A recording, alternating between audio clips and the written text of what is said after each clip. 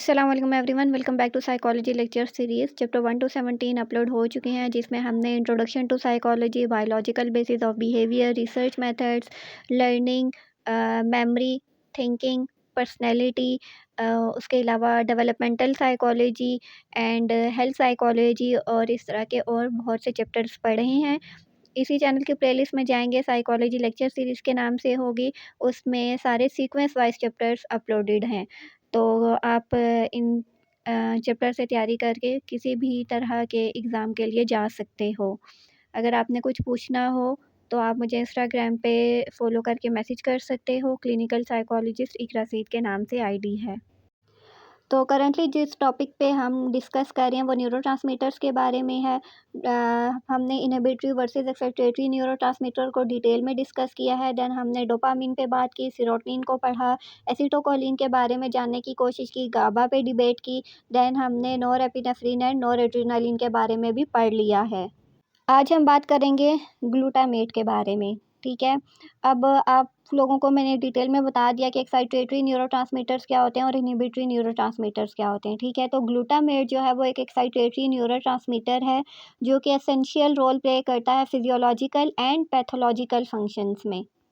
अब physiological reactions या functions कौन से होते हैं जो हमारे सर्वाइवल के लिए ये बहुत ज़्यादा इंपॉर्टेंट होते हैं, जिसमें हमारी डाइजेशन आ जाती है, इम्यून सिस्टम है, एंडोक्राइन सिस्टम है, न्यूरोट्रांसमिशन वगैरह होती है, ठीक है। और पैथोलॉजिकल फंक्शंस वो होते हैं कि जैसे न्यूरोट्रांसमीटर का बहुत ज़्यादा रिलीज़ होना या फिर एबनॉर्मल अमाउंट में रिलीज़ होना या फिर बहुत कम रिलीज़ होना, ठीक है। जब ज़्यादा रिलीज़ होगा तब भी इश्यू होगा, जब कम रिलीज़ होगा तब भी इश्यू होगा, तो इनका नॉर्मल रहना ज़रूरी है।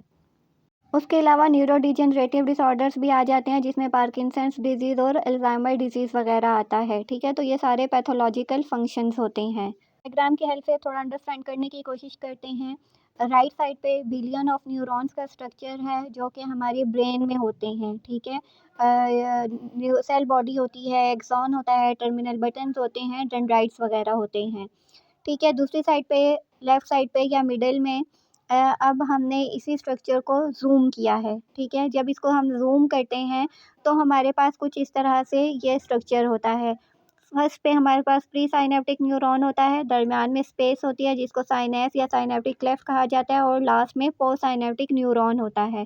जिस तरह से डोपामिन, गैबा, एसिटोकोलिन वगैरह ट्रांसफ़र हो रहे होते हैं न्यूरोट्रांसमीटर, वैसे ही ग्लूटामेट भी पहले प्री साइनेप्स में आता है, प्री साइनेप्स से साइनेप्टिक क्लेफ्ट में आता है, देन पोस्ट साइनेप्टिक न्यूरॉन में जाता है, ठीक है। तो बाकी न्यूरोट्रांसमीटर्स की तरह ये भी वैसे ही सेम पाथवे से ट्रांसफ़र होता है। Functions of glutamate, learning and memory. अब ग्लूटामेट जो है इंपॉर्टेंट रोल प्ले करता है साइनेप्टिक प्लास्टिसिटी में, जो कि फंडामेंटल प्रोसेस है बिहाइंड लर्निंग एंड मेमोरी। जब हम कोई भी न्यू एक्सपीरियंस करते हैं या कोई न्यू चीज़ लर्न करते हैं, तो उस तरह से जो साइनेप्स है ना, वो स्ट्रेंथन होता है या फिर वीक होता है, ठीक है। जैसे कोई भी हम इमोशनल एक्सपीरियंस करते हैं तो उसके नतीजे में भी साइनेप्स या तो स्ट्रेंथन होगा या वीक होगा। इन सिंपल टर्म्स के साइनेप्टिक प्लास्टिसिटी क्या होती है कि साइनेप्स खुद को अकॉर्डिंग टू सिचुएशन स्ट्रेंथन करता है या वीकन करता है, उसको हम साइनेप्टिक प्लास्टिसिटी कहते हैं, ठीक है। इसकी एक और एग्जांपल भी ये है कि ब्रेन का होम्योस्टेसिस को बैलेंस रखने के लिए भी साइनेप्स जो है खुद को उसके अकॉर्डिंग एडजस्ट करता है, अडाप्ट करता है, ताकि ब्रेन का होम्योस्टेसिस बैलेंस्ड रहे। Second is neurotransmission.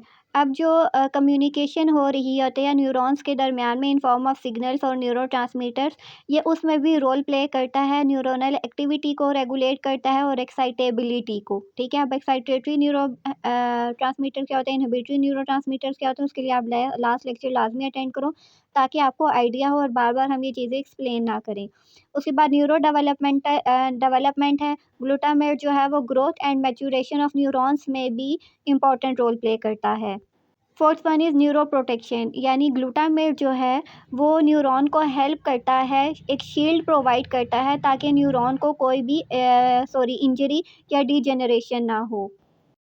अब डिस्कस करते हैं एक्सेसिव ग्लूटामेट एंड न्यूरोटॉक्सिसिटी, यानी अगर ग्लूटामेट इम्बैलेंस हो जाए तो क्या होता है। फर्स्ट वन इज़ एक्साइटोटॉक्सिसिटी, यानी अगर ग्लूटामेट ओवरलोड हो जाए, ज़्यादा रिलीज़ होना शुरू हो जाए, तो as a result neuronal injury होती है या फिर डेथ हो सकती है।